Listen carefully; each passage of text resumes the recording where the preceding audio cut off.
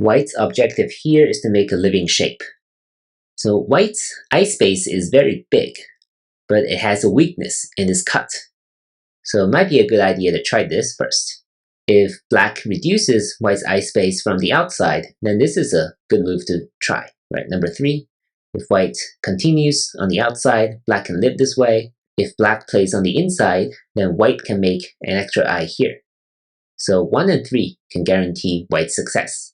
If Black plays this move, then White needs to be a little careful.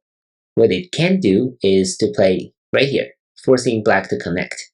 And now White connects. This is a seki. This is going to be a living shape for White, because either way, it'll be a bent 4 shape. So it's best for Black to leave it. White has 0 points, but White also lives in this situation. And this is the correct sequence. What's tricky is that when Black plays this, White needs to be really careful. If White tries to increase eye space, then this shape is a dead shape, because White cannot play on the outside, because Black can make this into a pyramid 4 shape, which is a dead shape. And if White doesn't play, then eventually Black will be able to make this into a bulky 5 shape, also a dead shape for White. So that is why 2 and 4 can guarantee Black's success. So how should White respond to number 2? It's not very intuitive, but it really works. It's kind of an ugly shape, but it's really sharp.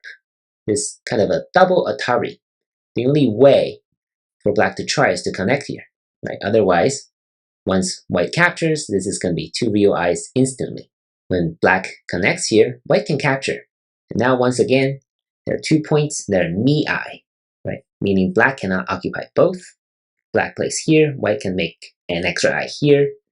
If Black plays on the outside, then White can live this way with number 7. So 1, 3, and 5 can guarantee White's success.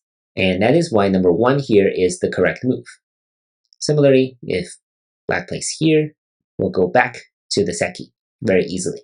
Let's look at a couple wrong moves. So of course you cannot connect here because Black will be able to capture White this way with this cut.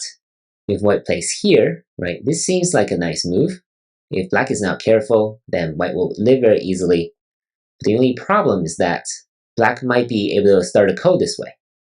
This will be a ko, right? Because when Black connects here, this is not a seki, this is a dead shape.